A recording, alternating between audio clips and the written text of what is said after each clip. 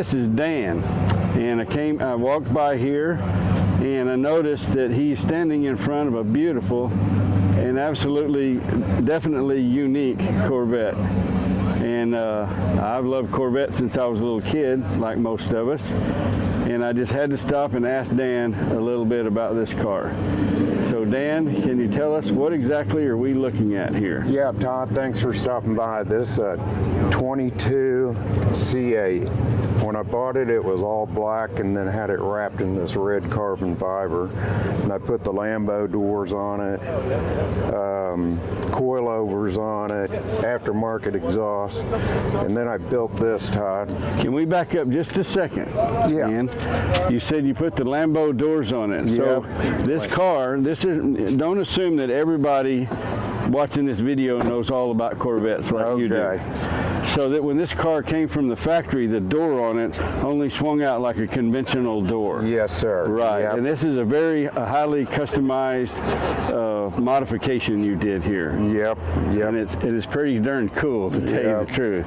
Thank you. Do you work on this car yourself? Yeah, my son and I did the work. Very nice. Thank you. And the wrap? The wrap, I didn't do the wrap. There's a local guy, Becker Wraps, that did. So people like that, we always like to give them credit. Becker Wraps, they're here in Bryan or College Station? Bryan. In Bryan? Highway 30, they do a great job. It looks like they did. It's nice. It's very nice and unique. I love that scheme, you know. It's not solid. Thank you. It really pops. Yeah. So I didn't mean to interrupt you, but to me that was of great interest. Okay, thanks, Todd. I just wanted to show you back here real quick. This was a big open hole, kind of ugly. Put golf clubs or whatever. Yeah. So I cut this out to cover up the big old ugly hole.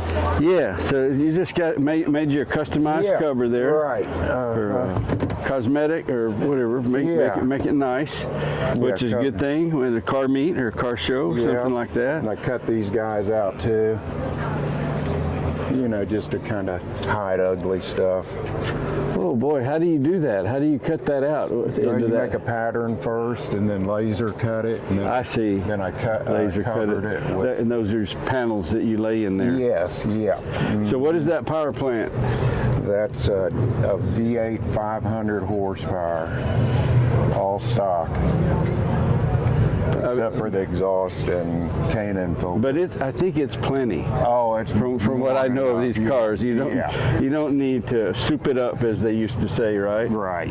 And the Stingray logo out there popping like that, is that little stock? I put that. No, That's very nice. Yeah, thank you.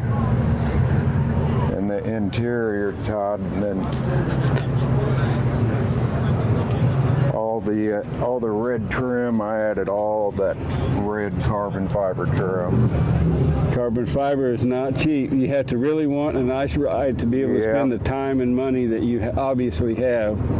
This is, I don't know, half a dozen or 10 times I've heard today the phrase, a labor of love. That's right. This looks like a labor of love to me. Yes, sir. Is this your first Corvette? No, I've had several. Okay, so I'm going to ask you a question, a variation of a question that I ask a lot of people when I talk to them about their cars. And I think most of us have one, but some people can't choose a car that you've owned in your lifetime that you wish, gosh, you still had today. You wish you'd never let it go.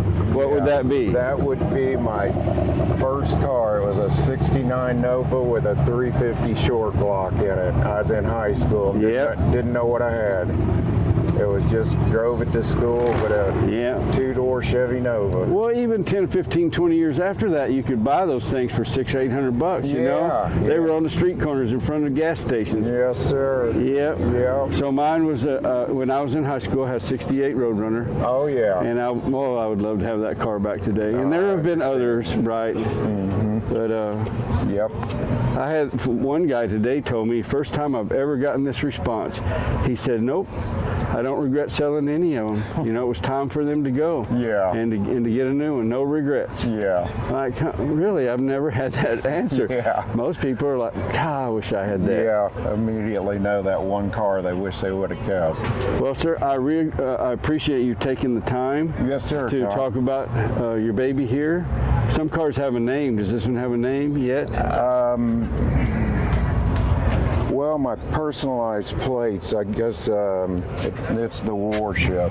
The warship. The Corvette was named after an agile warship. Right, a Corvette is a Navy vessel, right? Yeah, and so I don't know if you saw my I knew plate. that, amazingly. Look at my plates. Well, if you don't mind your plate being on a YouTube No, video. I don't care. It's fine. I mean, it's out on the road every day. Yeah, so C8, you know, it's a C8. Right, C8. And then C meaning the body of water. I get you. And war for the warship. Got you. It's kind of a double meaning. Yes. C8 spelled S-E-A. Yeah. Corvette was a ship. Yep. Very nice. Well, I'm going to get some shots from different angles. Yes, sir. Thanks and for I've coming got by. to tell you, I appreciate it very much. Thank you, sir. Isn't it a great day when you get to hang out with car people? Yes, For a it good is. part of the day. Yes, They're sir. always nice and friendly people, and they like to Yeah. talk about cars, so it doesn't get any better. Yep. Well, thanks for stopping by, Todd. Yes, sir.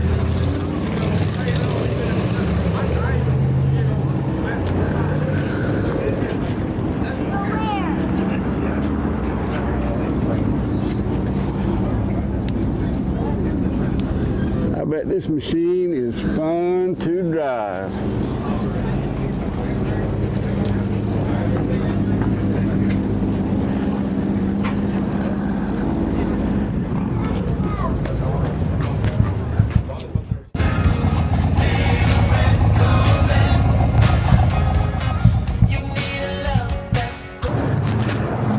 Howdy. How you doing? Pretty good. My name's Todd. Jerry. Nice to meet you, Todd. Nice to meet you, Jerry. I couldn't help but notice this beautiful ride you got here. This is your car? Yes, sir. And I bet you're very proud of this car. Oh, I am. You bet. So looking at it, I know this is a pretty rare and desirable car to own. Yes, sir. Can you tell me, first of all, let's start with exactly what is this? Just the basics. It's a numbers matching '67 Corvette, 67. and got the 427, 435 motor in it with the 3.2. So that's 427 cubic inches and 435 horsepower. 3.2 carburetors, yeah. And that's, what do you call it? L71 motor. Yeah, that's highly desirable, right? The Yes. 3 deuces. Yes, there was only a little over 5,000 of these made in '67 with this motor. And they're pretty hard to find today, I would think. And You can find them. pretty pricey, though. They're pretty pricey. You don't buy one cheap. No, there's not a You cheap don't. one. Well, how did you come to own this automobile? I had been looking, and I found this one in Des Moines, Iowa, and went and looked at it, and I liked it, and I bought it. You wanted this car so bad you drove from Texas to Des Moines, Iowa to check it out. Did you know on the way up there that I'm probably going to buy this car? Or Well, I wouldn't have gone way up there if I, wasn't pretty sure if I liked it, I wasn't going to buy it. So, you had seen some, were there pictures and stuff? yes, I had seen a bunch of pictures of it, and I kind of like the color red, and that red color kind of stands out. And, Yeah, it pops. They sang a song about this car. Prince made a pretty big hit out of it, right? Yeah. The record company. But anyway, I love this car. Jerry, did you after you bought this car, did you have to do some restoration or anything? Or No. is it pretty much in this kind of condition when It you was bought in it? this. It was in this condition when I bought it. I haven't had to do much to it at all. Yeah. You always gonna find little tinkering stuff here and there, but main thing just I don't get it out in bad weather, and Yeah. keep it in the garage by itself, and just keep it cleaned up. Go out sometime on a Sunday afternoon and Go ride put around, the top down and go to car shows, and yeah, and by the way, car show. We are not at a car show. We are at Luckey's Rod Run in Bryan, Texas. It started many years ago by a man named W.L. Luckey. Did you happen to know him? Did you ever no, meet him? I've never met him. I've met a number of people here that did know him, and I'm not surprised by this. It's true of almost any car person I've ever met. He was a great guy, always willing to help people, And I find it interesting that he died several years ago, but the car people still keep coming here. Yeah. The second Sunday of every January. Yep. And this morning it was cold. Yeah, it was cold. And we have a great turnout here today. Yeah. So Yeah. there are a few better days, Jerry, I think, than hanging out with car people. Yeah. Because, you know, it's like a family Sure. kind of a feel to it, you know. I agree with you. And I'm really enjoying myself and getting some good video and making some new friends. And I really appreciate you taking the time to tell us about your hot rod. Oh, not a problem. Glad It's to do it. sweet. Does this car have a name? No. Not No, yet? No, I haven't. I don't name them. They're just what they, you know. They are what they are. Is this the first classic or hot rod you've ever owned? No, I've got a '69 Camaro. Okay, also. so you've owned a number of cars in the Yeah, I've past. had that car probably 30 years. Well, there's a question that I ask a lot of times when talking to people about rides like this.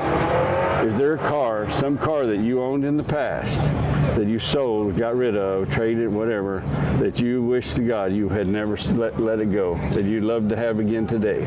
Well, that's what I had, a '69 Camaro back in high school. And so that's the reason I have the '69 Camaro I have now, because I had sold it, and you know, of course, you know, life changes, and you know, you get married, have kids, no time, no money for stuff. I get it. After a while, well, I finally went and bought another one, and Well, is it a tough choice? Like when you wake up in the morning and you're going to go to Luckey's Rod Run, you got to decide which car you're going to take, right? Is that ever a problem? yeah. No, you just whichever one you think you want to drive that day, you know. Yeah. Well, I tell you what, that's a good problem to have, I would say. Thank you very much, You Gary. bet. My pleasure. Nice to meet pleasure. you. I'm going to get some shots from different angles if you Yes, don't sir. mind. No, and, you go right ahead. It'd be great.